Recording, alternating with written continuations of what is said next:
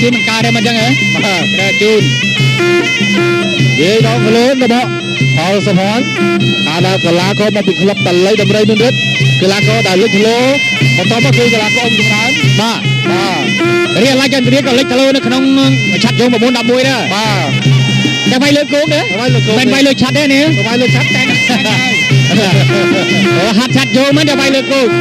បាទយេច្បាស់ការហ្មងពួកអ្នកទាំងពីរនេះគេថាគេមិនហ៊ានសគ្រប់ឬក៏ប្រមាថទេតែតួផលសុភ័ណ្ឌ1.70ម៉ែត្រឡើយចន្ទរាក៏មកមិនគេ1.70ម៉ែត្រដែរវិញឡើយចន្ទរាមើលដូចខ្ពស់ជាងណាអានេះ1.40ម៉ែត្រទេគាត់ផលសុភ័ណ្ឌគេវាយអោននេះឃើញតែគាត់មើលចលោឆ្វេងផលសុភ័ណ្ឌអ្នកកំពុងធំបញ្ញាសាមកខ្ញុំថាបងអើយកំពុងធំទូមើលអត់ឃើញទេថ្ងៃនេះហ្នឹងមិនគឺមិនដែរមើលអត់ឃើញបាទនេះបងមិនអ្នកជំនាញខាងហ្នឹងបងដាក់អីនេះយើងក៏បានជួយដំណឹងទៅក្រុមការងារបច្ចេកទេសហើយអ្នកបច្ចេកទេសជួយមើលហេតុអីបានកំពុងធំមើលអត់ឃើញជាសាបច្ចេកទេសផ្សាយចេញឬក៏ទូគាត់បាទឥឡូវនេះចាប់ទី1នេះក៏ជិតចាប់ផងដែរកំពុងទៅស្វែងស្វែងមែនតើអូយបាទកាច់អោបគ្នាយ៉ាងនេះអូយចាប់ក្រៃបាត់របស់ក្រុមគូបតាទឹកទី2អ្នកគ្រប់គ្រងឡើងយេទីក៏ច្រើនតែមិនថាគេមិនអាចមើលស្រាលបានទេណាអ្នកណាបាន3នាំមុខគេអ្នកនឹងហេងហើយបច្ចេកទេសខ្លាំងមែនទេអំភើណាអំភើនេះចូលការប្រកួតនេះផលសុភ័ណ្ឌដើរចូលហើយក៏ចលោជើងឆ្វេងដាក់មកពេញទំហឹងរបស់ឡាយចន្ទរាចលោមួយសិនឆ្វេងស្ដាប់ផលសុភ័ណ្ឌផលសុភ័ណ្ឌនេះបើសិនអាចដួលក៏ដួលដោយសារកណ្ដាប់ដៃរបស់ឡាយចន្ទរាដែរមិនចឹងហ៎មិន懂ក៏ប៉ុន្តែឡាយចន្ទរាបើអាចដួលដោយកណ្ដាប់ដៃរបស់ផលសុភ័ណ្ឌដូចគ្នានេះចំអាកន្លែងការព្រាគេមរតកគ្រួសារអូអញ្ញាកណ្ដាលប្រាប់ថាដាច់ខ្សែបាត់ទៅហើយ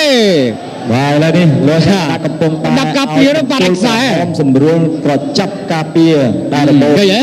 ដាច់ខ្សែហ្នឹងគេលឺយើងនិយាយណាដាច់ខ្សែមែន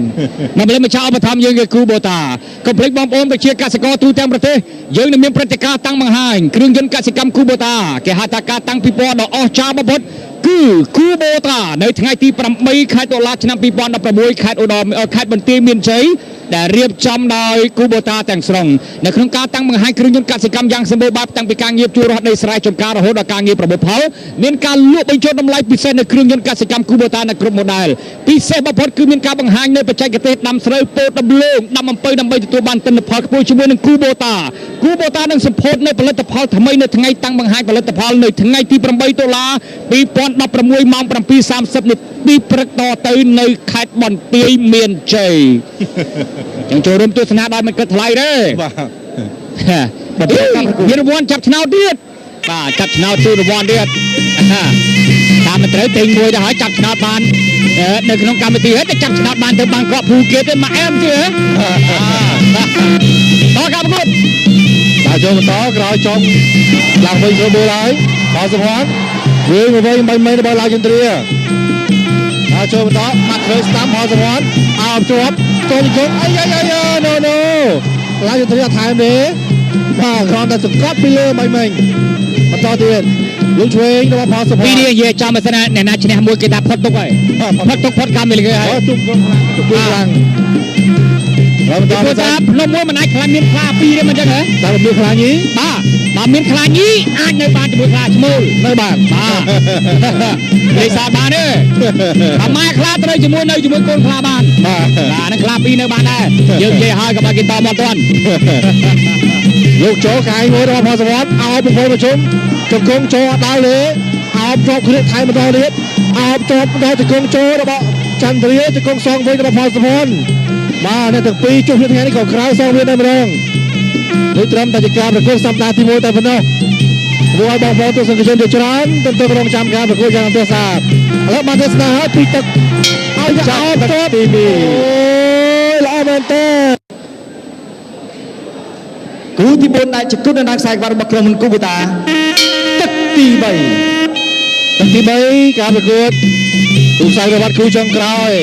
តែជាគូទី4នៅក្នុងថ្ងៃសន្និសីទនឹងចាប់ដើមការប្រកួតតែម្ដងបង្គោលក្រហមផលសុភ័ណ្ឌបង្គោលខៀវក្តៅណាអត់ចាំសប្តាហ៍ក្រោយទេបាទក្តៅសន្និសីទភ្លាមវាយភ្លាមតែម្ដងម៉ាត់ទ្វេរបស់ផលសុភ័ណ្ឌអត់ទ្វេស្ដាំចូលដល់អូយតបជើងក្រោមរបស់ឡាយចន្ទ្រា ចូលបន្តរៀបតមកចង់ច្រាមកវិញឆ្វេងអោបជាប់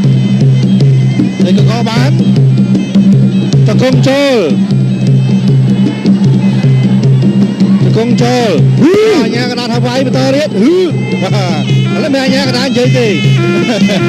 មិននិយាយលុយដែរមែនខ្ញុំទេអោមួយតកងចូលរបស់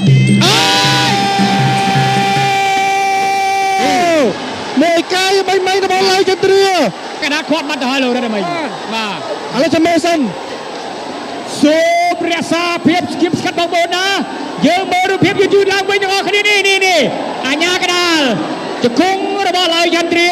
ផលសម្បត្តិជង្គង់ស្ដាប់ទៅអញ្ញាកដាលក៏ទាញសងវាដែរធ្វើម៉េចនេះអញ្ញាកដាលវាយបបត់កាយយើងណា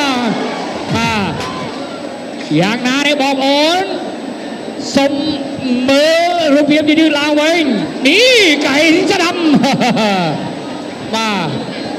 មួយកែនេះក្តាប់ពេញតំងតែម្ដងសូម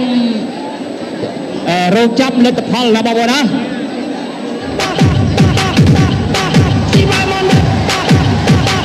ពេញលើហូបមួយទៀតមក